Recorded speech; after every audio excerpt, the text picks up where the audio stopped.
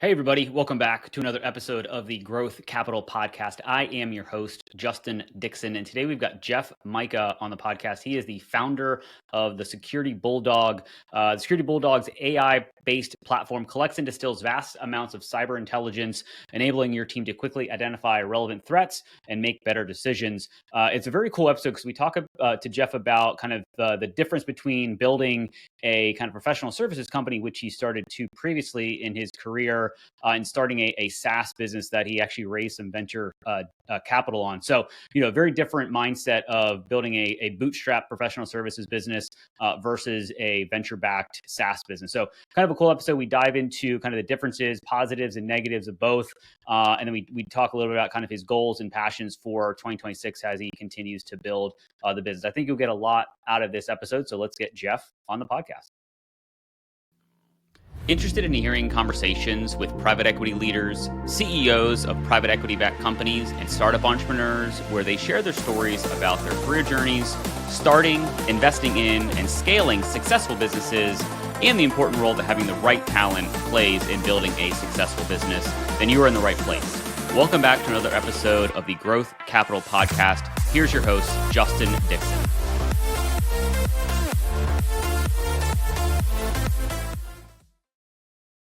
Jeff, welcome to the podcast. Thank you for being a guest. Well, thank you for having me. I'm excited to be on the show. Awesome. Very cool. Well, let's get started here. Give the listeners and watchers a little bit of an overview of who you are, where you are, and what you're up to right now. Awesome. Yeah, my name is Jeff Majka. I'm the founder of the Security Bulldog. We lower cost and speed remediation for enterprise cybersecurity teams using an NLP engine that our CTO originally developed for the intelligence community, but we launched the company about 3 years ago at the hypothesis that cybersecurity is a human being problem, not a technology problem, and then a lot of the tools that had been developed over the past 20 years or so were developed without the idea that human beings are lazy and hate delayed gratification, and cybersecurity is hard and requires large amounts of delayed gratification.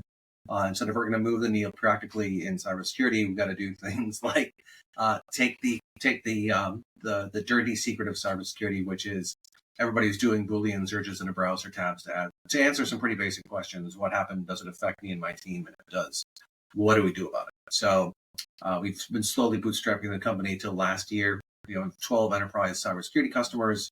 We've started our first round of investment also last year.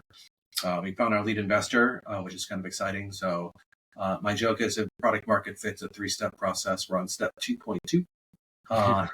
So we're not quite there yet, but we've got a number of different POCs and testimonials that we're working on that'll help us move the next stage of sort of scaling a lot more aggressively. But so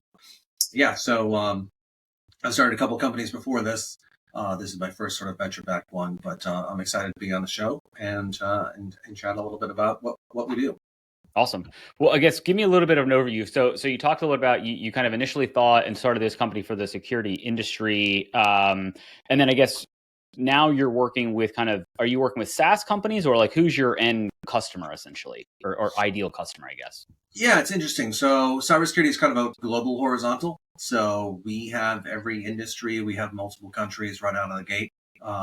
Chief information security officers, just to give you a sense of the scale, just in the United States alone, there's 43,000 companies that have a chief information security officer. At that time globally. So, the annual budget spend is somewhere around $300 billion just on cybersecurity across all the different, big, medium, and small organizations as well as the government. So it's a huge and growing, almost 20% a year industry. So when you think about cybersecurity, it's pretty massive and it's pretty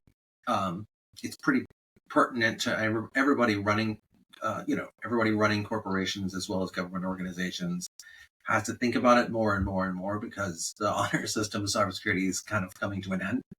So there's definitely more regulatory sticks there used to be, as well as, ransomwares and a lot of damages from breaches are well documented as large and getting bigger and bigger. It's calculated the average breach size now is somewhere around $3 million each. Oh, wow. So it's a massive problem. So the spend on it is also big and getting bigger. So when we think about our ideal customers, for us personally, I call them chief information security officers with teams less than 50.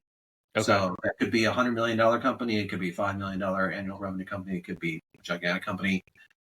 Generally speaking, the guy who runs a credit union who has the same risk management problem as JP Morgan, he just has $1 billion less dollars and thousands of less people, but he still has the exact same problem. So how does he go about being proactive and innovative and actually managing his risk in an environment where he doesn't have as many people or dollars as he'd like?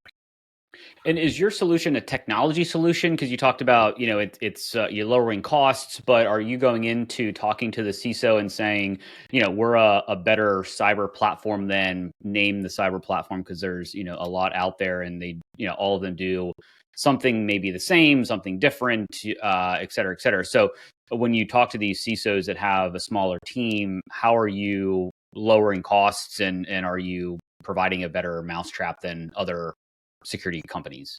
Yeah, it's interesting. We're an NLP. We have a proprietary NLP, a natural language processing engine, which is at the core of what we do, which is a little different than what everybody thinks about from an LLM standpoint. And having a trained one that's pertinent to this particular industry is what I think is a big differentiation for us. But when we're talking to them, we're weird and we're not actually asking anybody to swap anything out. We think of ourselves as kind of like a turbo booster that gloms onto what what you're already invested in. And again, like a 10-person team, right? That's $1 million in labor costs, right? And probably another $1 million in software spend. And so when I talk to a small software cybersecurity team, that's what we're thinking about. Hey, 20% of your labor cost is being wasted with them looking up stuff manually, which again is a bad waste of time. And how can we free up that time for them to do more high value stuff, right? Things, the 3, 4, 5 things on your to-do list that you didn't get to this year because they were busy putting out these fires. And so for us, for generally speaking, the people that we're talking to, it's not necessarily, hey, how can we do what we do with less people? It's how can we be even better with the same amount of resources that we have? So for us, that's kind of how we look at it. Yeah. And the kind of NLP that you're implementing is so you're not calling it AI, you're kind of calling it something a little bit different. And so how do you sell that to a CISO who's got a few people and they have to look up things, but now all these AI platforms are coming out that are essentially trying to automate and solve problems without human kind of intervention, I guess. Yeah, I think that's, and again, an NLP is a kind of AI. It's all machine learning. So I think that it's really interesting with the AI, boom that's happening right now. A year ago, being an AI company was really interesting and different. And people were like, oh, okay, what's that? So I think that is it to the eye rolling stage where people are like, oh God, not another, AI company, but it's kind of getting to that point, right? So we didn't start the company as an AI company. We started as a cybersecurity, like how can we help cybersecurity practitioners be better at their jobs in a way that works with human nature to up against it. So I think that problem is still there. And I think our solution is still pertinent. So, what do we call it? Going forward, I think is going to be an interesting one because I think what you said about automation is the key. And I think it's interesting that cybersecurity is kind of like, the canary in the coal mine when it comes to implementations of things like this across all different sort of enterprises as well as kind of society at large, because it is kind of like, okay, we all know what AI is and is not right now, which is great.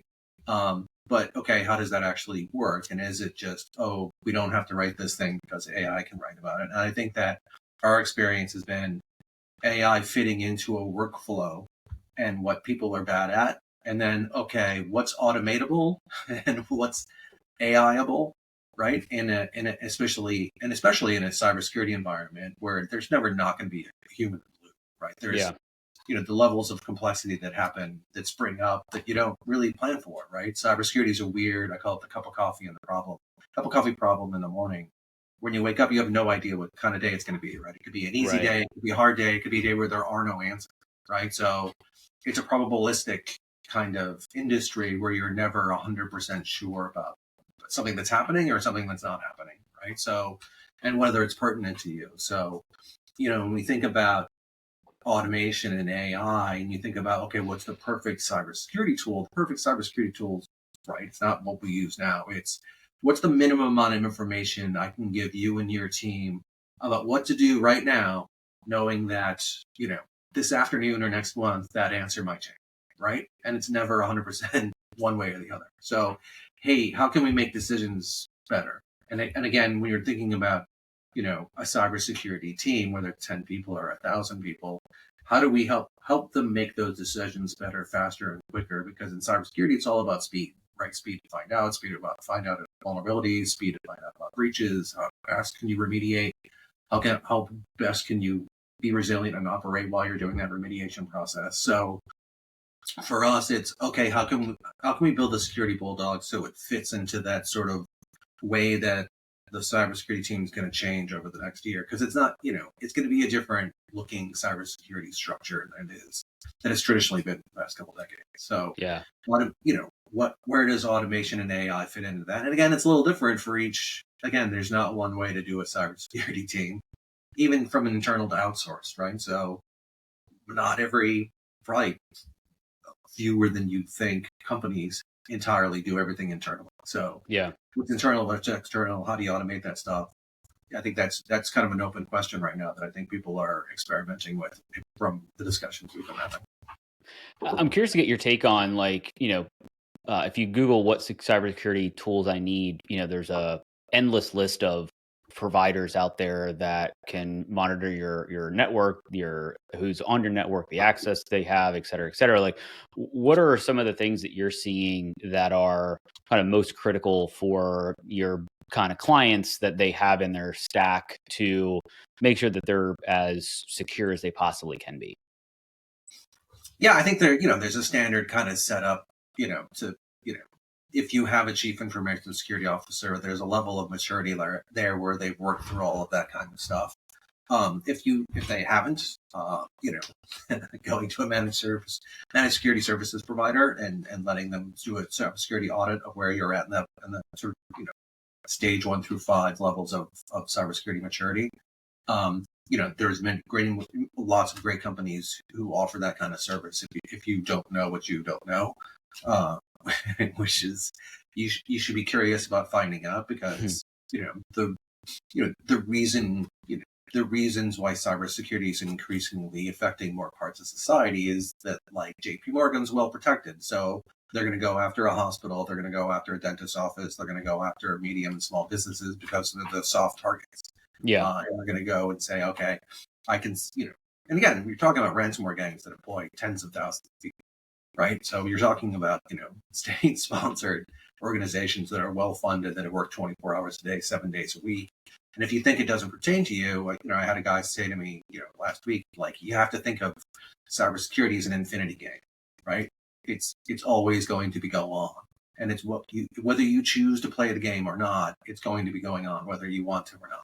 So you should be doing it, at least in some part, thinking about how you can, strengthen your cybersecurity in your organization, whatever it is, private sector or public sector. And you should be thinking about how to get better at that, because you can always be getting better at that. And you can always think about the fact that if you say, well, it's not going to bother me, well, it is going to bother you, because they're going to be you're going to be the ones that they're going to recognize as being an easy target. And you mentioned kind of the average breach being like $3 million. Like, I'm curious, like, how are the breaches happening? Is it typically just people clicking on links that they don't think that they shouldn't click on? Like, is that kind of the easiest way for these folks to get in? Yeah. Well, I mean, phishing always works.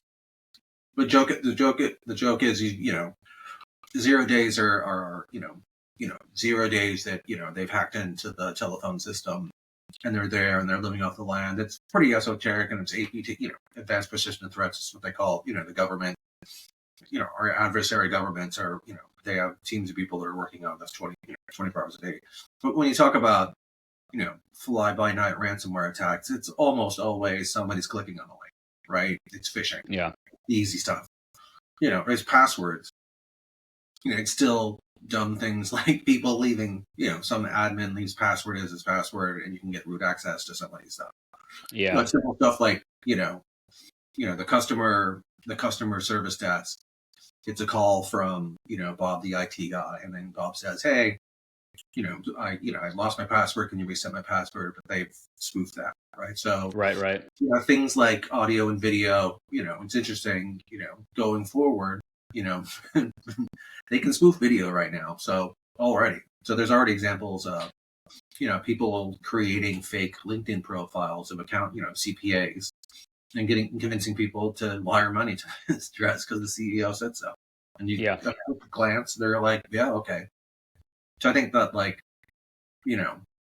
thinking through everything you do and making sure that it's legit, I think that organizationally wide, we're going to have to think about that, because it's the simple stuff that works a lot of times. And don't click on anything, double check anything. Identity management is a huge part of that. Double, triple and checking. I think we're all got used to, doing things without really thinking through, okay, if this person's on LinkedIn, that's enough social proof for me to, do whatever we have to do. So it'll be interesting down the road. You talk about going back to the office. We may have to, right? Because you can so easily spoof somebody over video. To do big transactions, to do important stuff, you might actually just have to meet in an office just to do the paperwork, right? Because it's the only way you can verify that somebody is who they say they are. Yeah, I was talking to somebody a while ago, probably a month or two ago, and they were talking about sales specifically, and how, bigger deals, they feel like people are going to be, just like you said, I want to shake your hand before I sign a multi-million-dollar contract, because I don't know, who I'm dealing with sometimes, because you and I could be bots right now. We don't even know, right? And so it's only going to get better and better as AI and all the engineering improves around it. So I guess, so as you mentioned that you bootstrapped the business for a couple of years, you just recently took on some outside capital, and you started a few businesses before this without any outside capital. So I'm kind of curious to get your input on, for anybody that might be listening or watching this that, is in your shoes where they've bootstrapped or they've thought about taking on outside capital. Like, what, as you see it now, what are some benefits and maybe drawbacks, limitations, et cetera, that taking on outside capital versus not, would be the right or wrong decision for somebody? So I started so my background's in marketing and business development. So I've started a couple agencies. I worked for a couple small innovative agencies. My first jobs out of college were in that area. So I've been an entrepreneur and been used to being an entrepreneur, my whole life. So it's just sort of my natural way of being. So for me, it's, running payroll and getting clients and doing all the legal stuff. I have a lot of experience with that. I actually was teaching a class at Mach 37, which is one of the better, probably the best global cybersecurity accelerator. I taught a class called Failure to Launch about all the stupid things that founders do, because they're generally speaking engineers, and they don't think, the standard stereotype of a startup founder comes from an engineering or cybersecurity background and doesn't know the business part of that well, and product development, all the blah, blah, blah, blah. And so I've taught this class called Failure to Launch, and I got a little imposter syndrome that I was teaching this class, but I hadn't actually done a VC-backed, startup company. And so I was like, well, I think that I have an interesting take on the cybersecurity world, having been in it a couple decades, like I said, from the marketing business development side of things. Hey, let me show, let me try this out. And, did the customer discovery session, and we built an MVP. We talked initially with some investors, but that was kind of like in the 22-23 period. After the Federal Reserve started taking away the punch bowl, and there was very little liquidity and nobody was doing investing. So we kind of forced to do bootstrap. So got it. We did a lot of that early work on the MVP, customer development stuff, finding our first customers, finding our first POCs, all that kind of jazz. So we actually had a little bit of revenue when we sort of went back to the market last year, and closed our sort of lead investor with a pretty strong story that we were sort of post revenue MVP plus. We had a good pipeline. We had built a team of sort of engineers and go to market, and we had a nice, well-rounded team. We had good feedback and testimonials. So we had all this stuff. and AI was hot and cybersecurity was always hot. So I think that when we went back to the marketplace, we were able to find a lead. But it's doubly difficult to do a company. Being an entrepreneur is very hard. Being an entrepreneur and also trying to raise money, that's double the stakeholders you're trying to talk to. And so everything you have to do from a sales go-to-market strategy to get customers is the same exact thing you have to do with investors, just with a completely different vocabulary and a completely different way of thinking about the world. Yeah, I talked to a couple of founders who, one of them was told me, and I asked a very similar question to them because they'd started a few businesses, some that they bootstrapped, some that they raised VC money. And their feedback was, try to bootstrap as long as you possibly can so that you don't, because once you take VC money, you are, chasing a return on that investment, right? And so you've got people that have investors that want, X return on their investment. And so you have to keep running as fast as you possibly can. And to your point, the other one I talked to essentially said, he was the CEO and head salesperson, and he had to hire essentially a chief revenue officer to sell the product so he could go out and raise money, because that was a full-time job to go out and raise capital and all that stuff. So yeah, it's kind of sounds similar to what you kind of went through, almost kind of forced through, the 22, 23 kind of. Nobody was kind of putting out money because of everybody essentially deployed capital in 21. And then everybody was like, oh crap, we need to pull back and not invest as much in 22, 23. Well, I mean, everybody was getting into, there was a run on the bank, right? There's SVP. There was that's how bad liquidity crunch got. And so, a lot of there's a lot of pooled capital, but there's still lots of down rounds that they're trying to get digested through the system. Yeah. So, it is what it is. I think that any startup has to be super, most startups I think need to be capital, and it depends what industry you're in and what you're trying to sell. And I say this, my background's in business to business, SaaS, enterprise sales stuff. So what it's like to do a consumer side, I have no idea. So don't even listen to what I have to say in that regard, because it's completely out of my wheelhouse. But for enterprise type, startups selling to enterprises, you can do it extremely skinny right now, right? You don't put anybody on payroll. You do 1099s for everybody. AWS costs are minimal.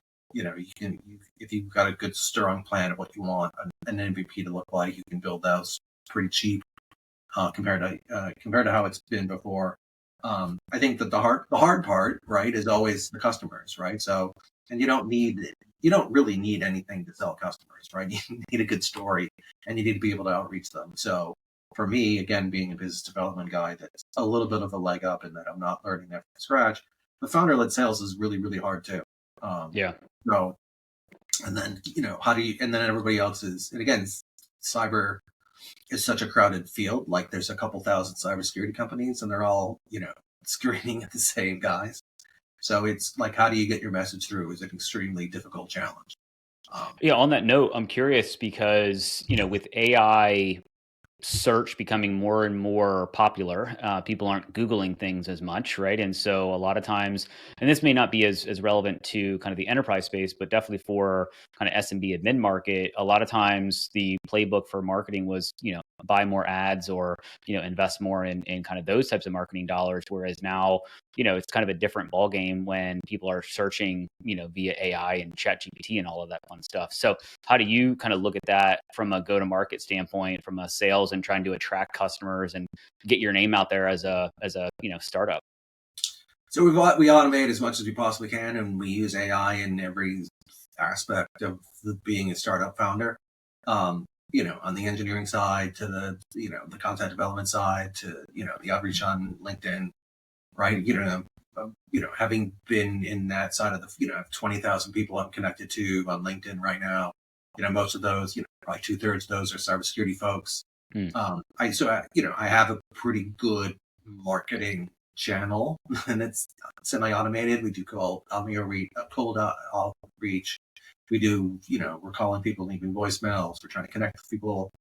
Some of the old school stuff's probably working a little bit better by comparison, just because, the great email deliverability crisis of last year. I think everybody's wrestling around, okay, how do I actually, how do I actually communicate with the folks that I need to communicate, given that everybody's emails are completely overwhelmed, and they've really tightened down.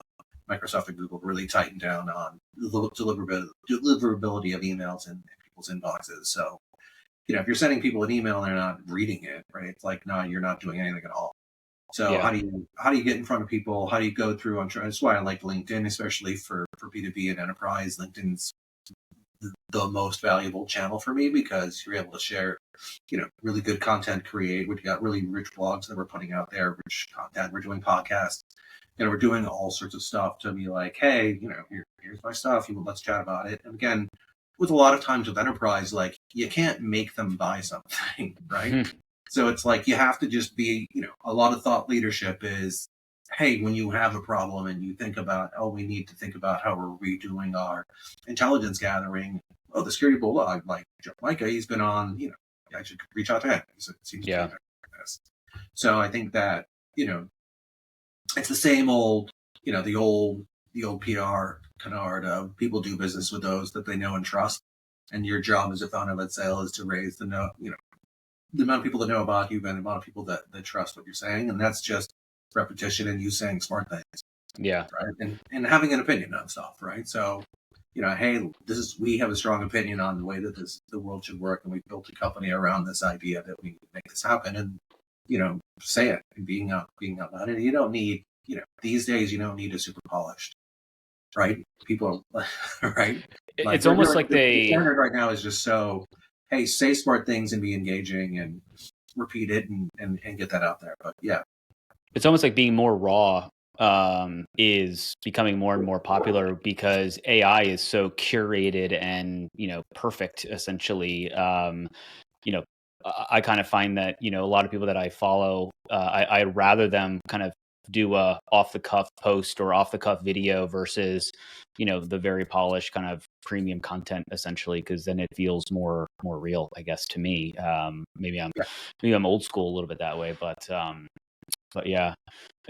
I guess as you think about kind of the going in, we're recording this in kind of early-ish mid-November 2025. So, we're kind of rounding out the year 2025, talking to all the private equity guys and gals that I know and venture capitalists, they thought 2025 was going to be this great year. Trump's in the office. And then obviously that didn't go as planned because everybody thought the dam was going to break this year with the logjam that was created post 2021 and kind of the slowdown in 22, 23.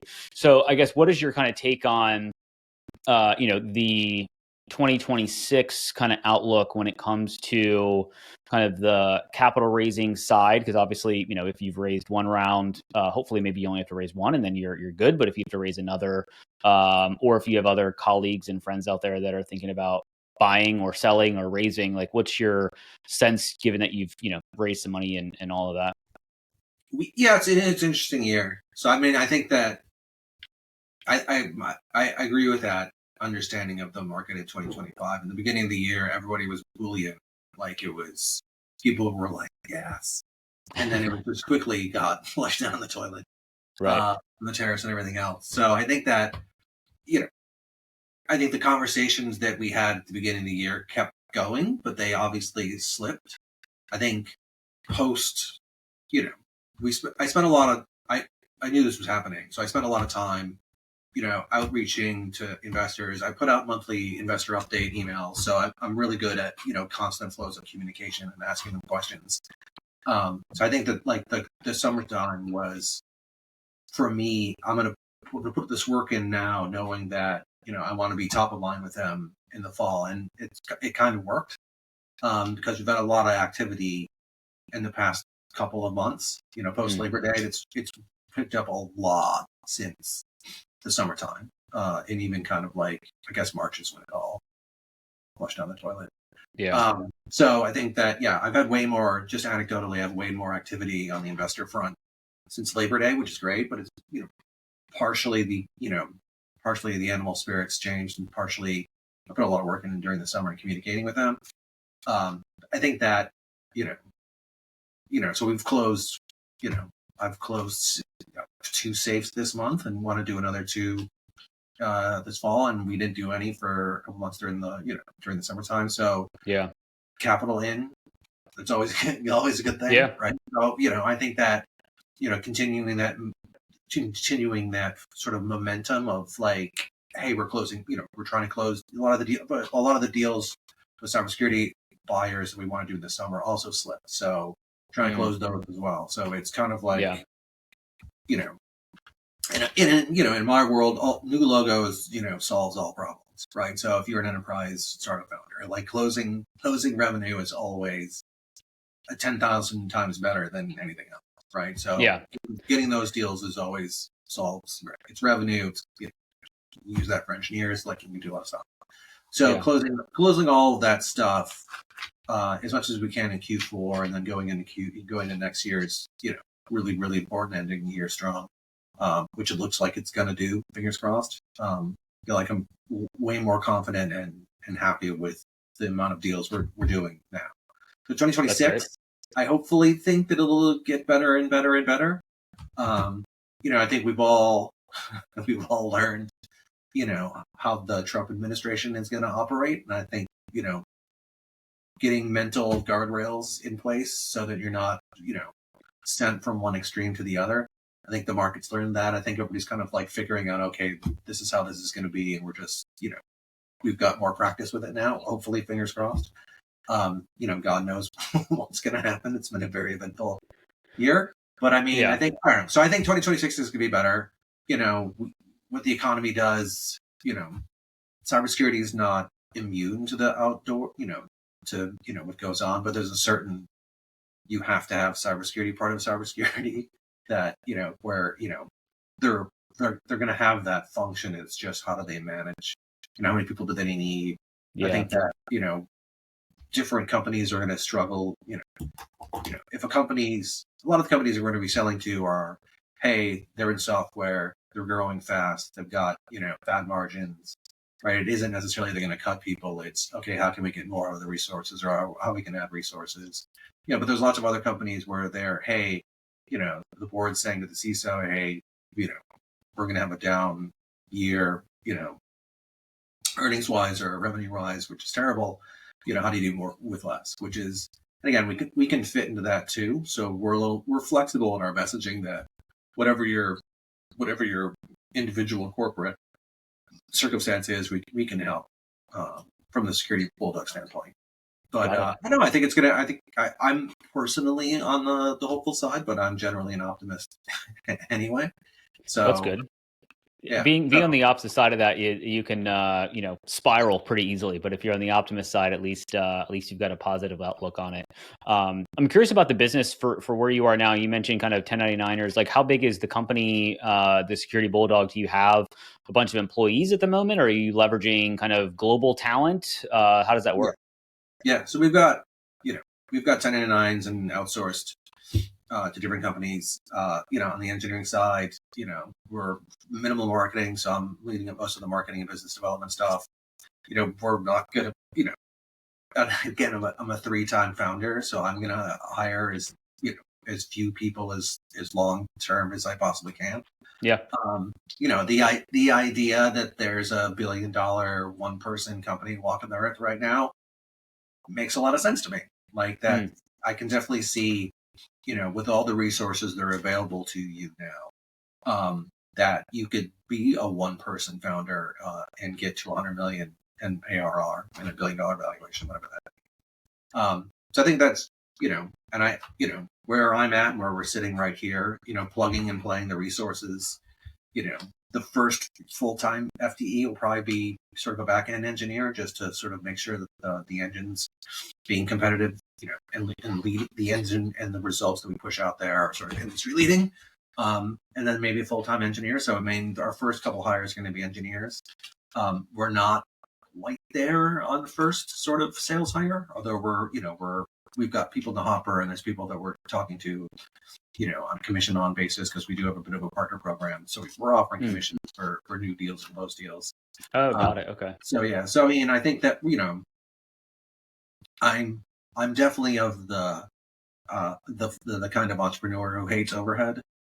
So having had a couple companies that made that mistake back when I was a younger man, that It's always left a scar in my brain that having rent and overhead and payroll. Like if you don't have to have it, right? Why bother? And I don't think these days you necessarily have to have it. So. Yeah, there's definitely a lot more options than there was even, a handful of years ago to leverage global talent, leverage technology to do a lot of the things that, a few years ago you would have to, bring on more people and all of that. I mean, you got Zoom and Slack and, videos, and there's, between, Jira and Contexture, and, documenting everything. And, we got folks in Brazil, we got folks in Ukraine, India, or like folks in America, like, we got people all over the place. And that's a tiny 6-person plus, consultants kind of shop. Yeah. And again, like that's okay, and we're not going to be, we're not like a consumer shop where we're going to go from, 1 to 1 million users, right? We're an enterprise shop. So we're going to grow in reasonably well-sighted spurts, right? As we close bigger and bigger, okay, we're going to add 100 users here, 1,000 users here, 1,000 users here. So it's going to be chunky in how we're able to grow on the engineering side and the customer support side. So, when we get to that point, we'll have a little bit of visibility to do it. But I'd always rather do it a little later than not. Yeah. And again, like I'm like all entrepreneurs, that cash flow, I've got that cash flow spreadsheet in front of my face 24 hours a day, 7 days a week, and it turns red, right? So my job is to get to the point where it turns green and it stays green, and we can, move through and again, we are now a VC-backed, an enterprise SaaS startup. So we want to grow fast and big and get extremely large and sell the thing. So doing seed round and then doing Series A and B and C and making money for our investors along the way, it I think is really, really important, because that's essentially kind of like the job, right? If you want to be a VC-backed founder, your job is to make your pre-seed money, your angels money. Your job is to make your seed investors money. Your job is to make Series A investors money. Every single step of the way, you need to be making everybody money. And so thinking about your valuation and thinking about who you get to invest in, when and how, is really, really important part of the process. Which again, the full-time job that's also long. But you also got to run and build a business, right? So you got to manage your investors and manage your clients. You got to make your customers. You have 100% focus on making your customers happy and making delighted with the service that you're providing. Yeah. Well, as we wind down here, I guess I'm curious a little bit about, we're, like I said before, we're recording this in November.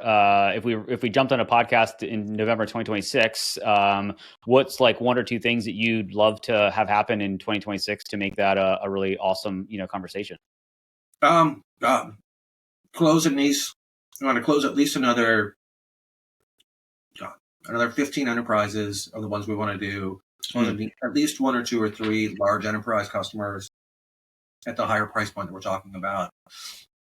Have that revenue, do a proper seed round, $3 million seed round, and then, like I said, have, probably 4 FTEs at that point, a couple engineers, have the first sales guy on, build, for cybersecurity companies, building out our channel partner relationships is the next step after this. So a mature cybersecurity company is selling 90% of their revenue through channel partners. And, so being founder-led sales to channel is a huge transition, which is more sort of like late seed Series A kind of stuff. Yep. So if we're spinning up all those things, that's really, really compelling to me. But yeah, so that's the way I'd like to look at it in 2026. So you won't be busy. You're not a ton on the radar, right? Very, very busy, which is great. Right. Yeah. Awesome. I mean, that's the challenge you want to, if you're thinking about being a startup founder, that's the challenge that you have to be excited about. Right? Yeah. If you want to build a lifestyle business, and that's a different path, that's fine, but you're not going to get a VC to back a lifestyle business, right? So, you need to, once you take that VC money, your kind of goals potentially, triple, if not 10x. So you've got to continue to ratchet up. Yeah. And again, like I've had and started a couple professional services companies, and it was awesome. It was great, right? So selling whatever engineering services, or consulting services, whatever you're an expert at, and selling that to people who are going to pay for it is an awesome. I've done that. It's great. Yeah. But selling those, you're not gonna. It's not really a thing you sell afterwards, right? Because you're gonna get like what 1.8 your revenue, Right. which after taxes is you're doing great, and you've got like a a $5 million consulting shop. We're going to sell it for 6, and then you're going to pay taxes. You get what 3 of. So I mean, it's not nothing. And there's plenty of agencies that in your field that will buy out those things. But you do get freedom, and it's revenue, and it's awesome. But yeah, I wanted to do a completely insane challenge, and here we are. Yeah. Well, I'm excited to hear how things go and keep following your story. I really appreciate you jumping on and being a guest here. We'll wind this thing down with the same way I wind down every podcast with a 3-pack of questions. So first question here is, what's a book or podcast that you might recommend to the audience that you found helpful or influential? From a book standpoint, Venture Deals, Be Smarter Than Your Lawyer and Venture Capitalist by Brad Feld. If you are going to raise money, read that book from cover to cover a couple of times. It's completely invaluable. Everything I know, and I thought I knew a lot, everything I know is in that book, and it is a great book. If you want to go down that route, because you'll learn everything you need to know about the psychology of investors, how they think about things, the history of it, how it's going to be evolving in the future. You'll get incredibly valuable information out of that. So if you're thinking about it at all, read that book. Very cool. Love it. No, I hadn't heard about that one. That one sounds very interesting. I'll have to check that one out. Awesome. Second question. It's on Amazon. Is it? Okay, perfect. Second question here. What is your favorite thing to do outside of work? Well, there's not that many things outside of work because I'm as a startup founder, your VCs are saying you don't even do anything outside of work. There's nothing. Right. I've always been a traveling guy. I do play golf. I grew up in Chicago, so I'm a huge Chicago Bears fan. So it's do a little fantasy football here and there. I live in Washington D.C., so I like to go out and eat in restaurants. So I do actually pretty great life. Outside of work, and I try to keep that. I do try to keep that somewhat balanced and not be completely sucked up into everything. And I do think there's a lot of value in decompressing and unplugging your brain, even for like a short period of time, to just let it free flow again. Because you're at your best work when you're,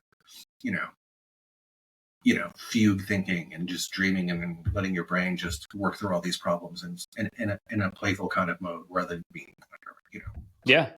Well, your brain's like a muscle, right? You if you go to the gym every single day and you lift your biceps, you got to let them recover because that's how they build and grow, right? So you got to let your brain kind of decompress and digest all the stuff that you're throwing at it on a minute by minute basis. So yeah, it's always good to let it rest for a few days or at least a few hours if you can. Awesome. Well, that kind of leads into my last question here. Favorite vacation spot? What a great time to kind of let your brain just kind of decompress is on vacation, right? Let's see. My favorite on the East Coast, we love going down to Charleston, Kiowa Island. Okay. I love. I'm not giving one answer. I love Miami, Florida. I've actually got a place in Cabo San Lucas, which for an English person, it's kind of a strange choice.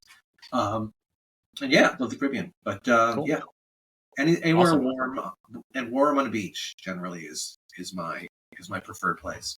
Well, especially as we're approaching winter up in the Northeast, I'm sure it's starting to get colder and colder up there. Being someplace warm is not terrible. Yeah, it hits 37 last night. So. Ooh. Yeah, that's cold, especially because I live in Austin, Texas. Although it got to like 37 2 nights ago here as well, so it was quite cold. Yeah. Awesome. Well, Jeff, man, it was great to meet you. Great to learn about your story and hear about the Security Bulldog. If people want to reach out, learn more about what you're doing, want to learn more about Security Bulldog and just kind of pick your brain, what's the best way to connect with you? Securitybulldog.com is the website. My email is jeff@securitybulldog.com, all one word. And that's probably the best way to get it. Connect with me on LinkedIn, Jeff Majka, Majka on LinkedIn. So I happily connect with anybody and happy to talk about the Security Bulldog or being a founder or investing and or all that kind of stuff is fascinating to me, and I love to talk about it. Awesome. Very cool. We'll put all this stuff in the show notes so people can find you super easily. So Jeff, man, thank you very much again for being on the podcast. It was a great conversation. I really appreciate it. Awesome. Thanks for having me, Justin, and good luck. I can't wait to see it come out.